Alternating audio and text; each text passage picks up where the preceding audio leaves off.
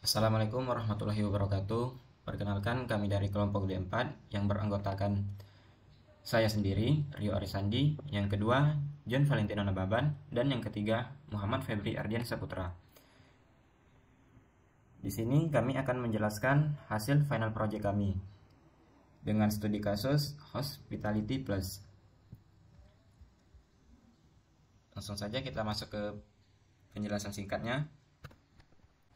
Di sini kami memiliki studi kasus yaitu Hospitality Plus, yang merupakan sistem informasi yang mengintegrasikan proses pemesanan hotel secara rinci.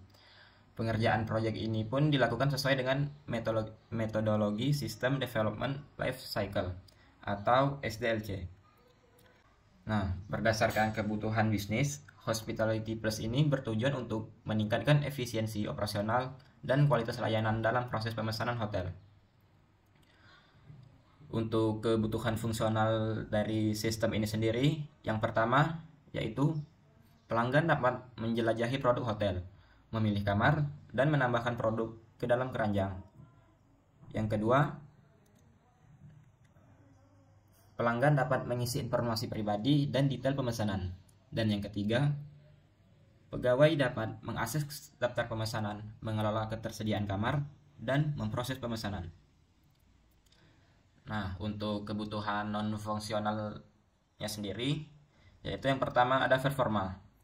Jadi, di sini sistem harus responsif dan mampu menangani banyak pengguna secara bersamaan. Yang kedua ada keamanan. Di sini sistem harus bisa melindungi data pribadi pelanggan dan informasi transaksi. Yang ketiga ada keandalan. Di keandalan ini, sistem itu harus menjamin ketersediaan dan informasi pemesanan. Untuk yang terakhir ada usabilitas, yaitu antarmuka atau interface pengguna itu harus mudah dipahami untuk pelanggan dan pegawai.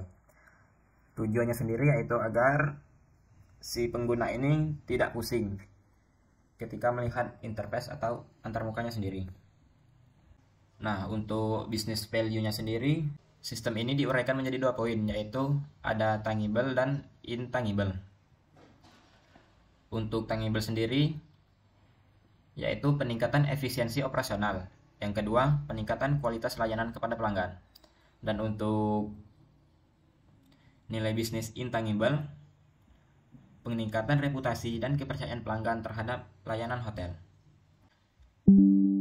Selanjutnya, kelas diagram. Bisa kita lihat di kelas diagram ini terdapat tabel pelanggan, pegawai, pembayaran, pemesanan, dan kamar. Selanjutnya, activity diagram. Jadi di sini terdapat pelanggan, sistem, dan pegawai. Yang pertama, ketika si pelanggan melakukan pemesanan, maka si sistem otomatis langsung mengelola pesanan. Selanjutnya, pegawai dia ini mengakses daftar pemesanan. Setelah pegawai mengakses daftar pemesanan, pelanggan ini dapat menelusuri fasilitas hotel. Selanjutnya, si pegawai langsung mengelola ketersediaan kamar dan memberikan layanan tambahan. Ketika si pegawai ini mengelola ketersediaan kamar, otomatis si sistem ini langsung mengelola ketersediaan kamar, apakah tersedia atau tidak, dan juga si sistem melakukan penawaran promosi. Yang selanjutnya, si pelanggan ini dia dapat melihat penawaran dan promosi yang diberikan.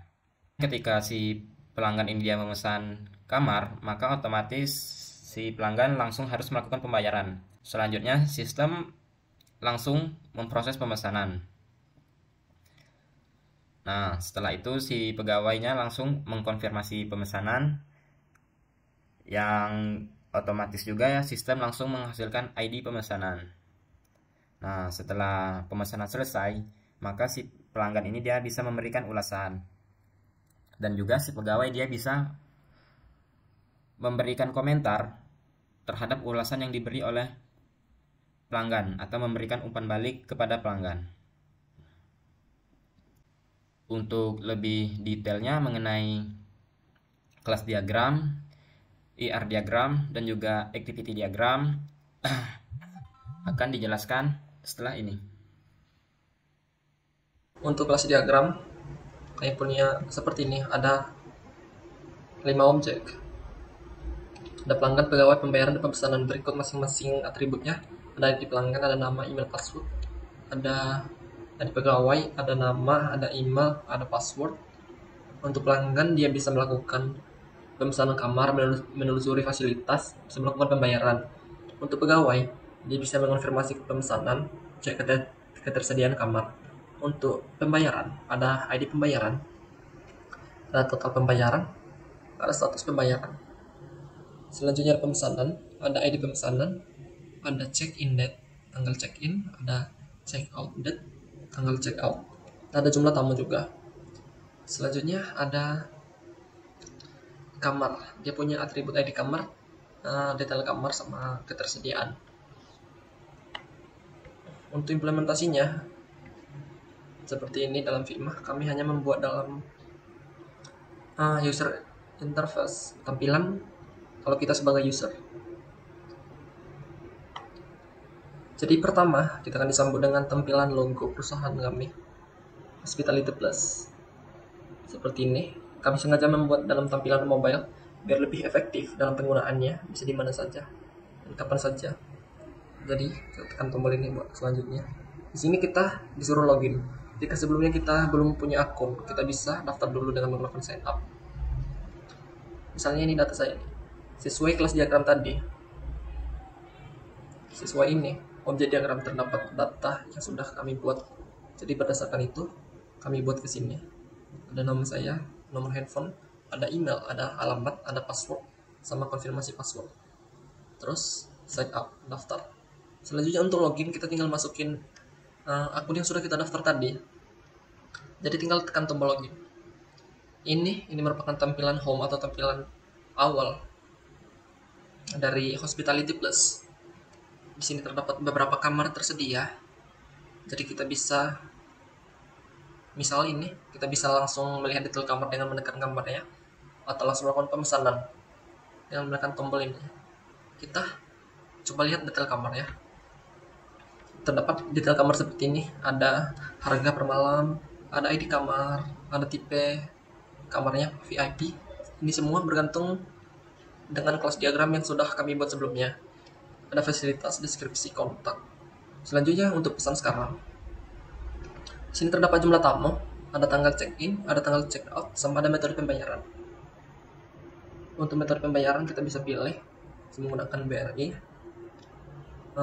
bisa menggunakan BCA, bisa menggunakan Bukopin, bisa menggunakan e-wallet. Selanjutnya bayar. Konfirmasi pembayaran, confirm.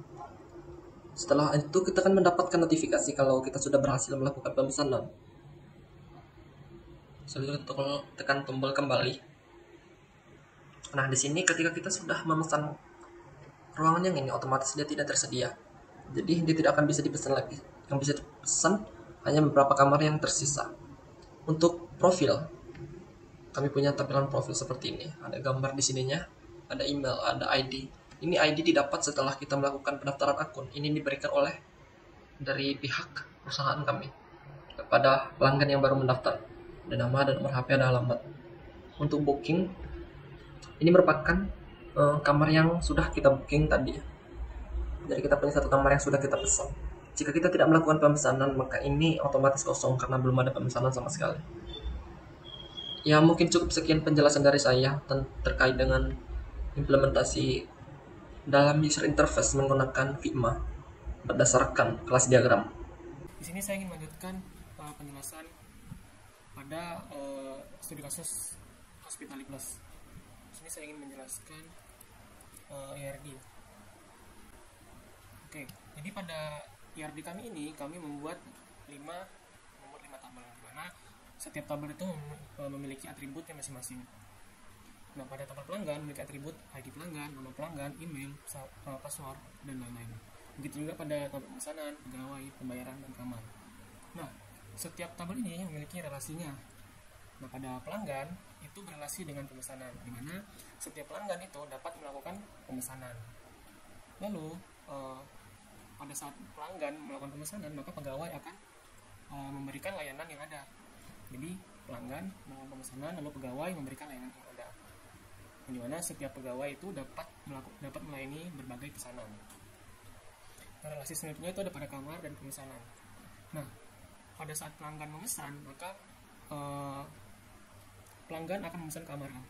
Jadi setiap pelanggan itu dapat memesan satu kamar, atau satu pemesanan itu dapat dipesan dengan satu kamar. Seperti itu. Selanjutnya ada pada pembayaran dan pemesanan.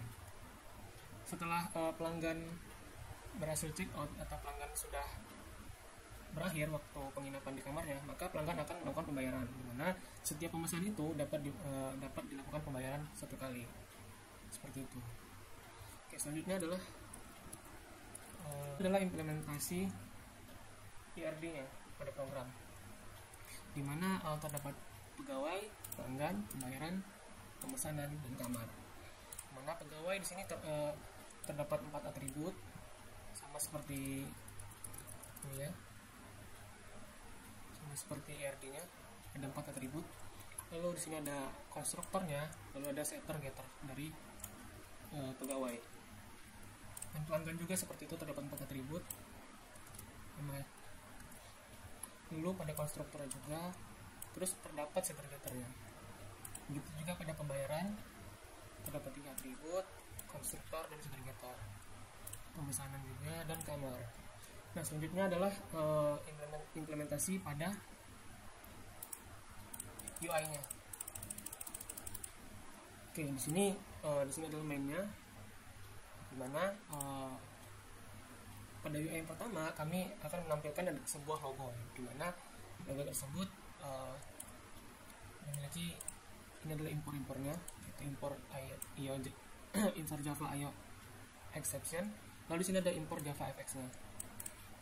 Dan di sini note yang kami buat adalah button btn next. Lalu di sini terdapat metodenya, di mana metodenya terdiri dari root, terus ada stage, lalu ada scan-nya. Di mana root ini, pada parent root ini adalah parent pada scan yang kami buat pada logo controller ini. Nah, untuk stage ini adalah tampilan UI-nya, tampilan UI pada logo controller. Lalu untuk scan-nya, scan ini adalah metode-metode yang ada pada logo controller ini. Jadi di sini tampilan scan-nya itu adalah btn next, di mana pada saat logo ini di run, maka node yang ada hanyalah button next, di mana ketika dia klik next, maka akan melanjutkan ke select menu. Jadi di select menu ini terdapat 2 node, di mana node itu adalah btn masuk pegawai dan btn masuk pelanggan. Jadi pada saat logo ini diklikkan next, maka akan menuju ke halaman select menu. Di select menu ini akan menampilkan apakah Anda akan masuk sebagai pegawai atau Anda akan masuk atau login sebagai pelanggan, seperti itu. Jadi sini adalah metode dari pelanggan, lalu sini adalah metode dari pegawai, dimana pada pelanggan, ketika pelanggan ini dipencet, button pelanggan dipencet, maka akan menuju ke halaman login pelanggannya. Lalu ketika button employee ini pencet, maka akan diteruskan menuju ke login employee, seperti itu. Jadi di sini ada stage-nya, ada scan-nya. Begitu juga pada logo controller. Nah, ini langsung aja kita run-nya. Sini awalnya adalah logo, lalu scan, root, kita run.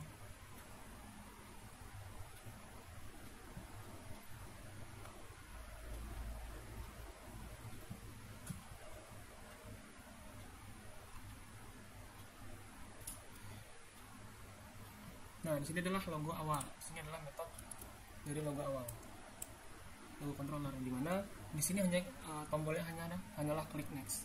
Ketika kita klik next, maka akan menuju ke select menu. Dan di sini adalah select menu. Nah, di select menu ini kita dapat memilih login sebagai customer atau login sebagai employee sesuai dengan pada activity diagramnya. Dimana ketika kita login sebagai customer, maka akan menuju ke login customer ya di login controller ini. Nah, login controller ini ketika kita sudah memiliki akun pada Hospital Plus, maka tinggal masukkan username dan passwordnya. Kalau belum maka kita akan sign up. Sini sign up, kita akan menuliskan nama, lalu nomor handphone, email, alamat, password, dan konfirmasi passwordnya. Lalu kalau udah maka daftar, langsung daftar saja. Nah, di sini adalah menu pada beranda yang ada pada ininya, pada customer. Jadi ketika pilih customer maka berandanya akan seperti ini, dimana customer dapat melakukan pemesanan dari aplikasi ini, dari UI ini. Sama seperti activity diagram tadi, dimana ketika pelanggan melakukan pemesanan maka pegawai akan mengakses daftar pemesanan. Jadi ketika pelanggan ini memesan, misalnya kita memesan VIP room, nah maka pegawai dan sistem akan menampilkan rincian dari apa yang kita pesan, kamar yang kita pesan, di mana kamar tersebut akan diberikan fasilitas yaitu seperti ini, ada booster center, club lounge, terus ada hill club dan lain-lain. Lalu sini ada deskripsi dari kamar VIP ini. Lalu kalau ada apa-apa bisa kontak ke pegawai, itu Rio Arisandi. Nah setelah pegawai dan sistem memberikan ketersediaan kamar, maka pelanggan kan akan melihat penawaran dan promosi. Lalu ini adalah penawaran dan promosinya. Setelah itu pelanggan dapat melakukan pemesanan. Nah, di sini pelanggan dapat melakukan pemesanan. Nah, setelah pelanggan melihat penawaran promosinya, pelanggan dapat melakukan pembayaran. Pembayarannya itu bisa berupa BRI, Bukopin, BCA atau e-wallet. Di sini terdapat, ini adalah BRI. Kemudian kalau kita pilih BRI, maka akan menuju ke success payment controller. Nah, di sini ketika kita pilih BRI, di sini harusnya di sini adalah jumlah tamunya seperti ini. Jumlah tamunya 3, lalu check in date-nya tanggal 8 bulan 12, lalu check out-nya tanggal 15. Dengan total pembayarannya adalah 2 juta rupiah. Lalu kita klik bayar, maka UI akan menampilkan menuju ke success payment. Mana success payment itu adalah seperti ini, dimana setelah kita membayar akan memunculkan teks itu thank you your booking successful. Nah, lalu kita klik kembali. Setelah itu pada beranda awal tadi, kamar yang kita pesan sudah dipesan, jadi tidak ada. Jadi pada pelanggan lain tidak dapat memesan kamar yang telah kita pesan. Jadi kamarnya sudah not available, seperti itu. Nah, namun kita bisa, kalau kita login sebagai pegawai, kita dapat menambahkan atau menyediakan kamar yang telah kosong. Jadi kita login sebagai pegawai, lalu di sini kita isi ID pegawai, username, email, passwordnya, lalu kita klik login. Nah, di sini tadi kan pelanggan kan sudah memesan kamar yang ada pada beranda ini. Jadi ketika pelanggan sudah habis masa penginapannya, sudah check out, maka pegawai akan bisa menambahkan. Di sinilah nah, di sini pelanggan dapat menambahkan kamarnya. Yaitu di sini note-nya itulah button BTN back, lalu button BTN confirm. Nah, ini kalau button BTN back-nya, di sini BTN confirm-nya, note-nya. Jadi pegawai dapat menambahkan. Kalau kita klik ADD, maka pegawai akan menambahkan kamar yang telah diisi oleh pelanggan tadi. Maka hasilnya adalah seperti ini. Jadi kamarnya telah bisa diakses oleh pelanggan lain. Jadi seperti itu. Jadi seperti itu adalah note-nya, lalu ada root-nya, ada stage-nya, ada scan-nya. Oke, cukup sekian dari saya. Apabila ada kata-kata saya yang salah, mohon maaf. Apabila Wassalamualaikum warahmatullahi wabarakatuh.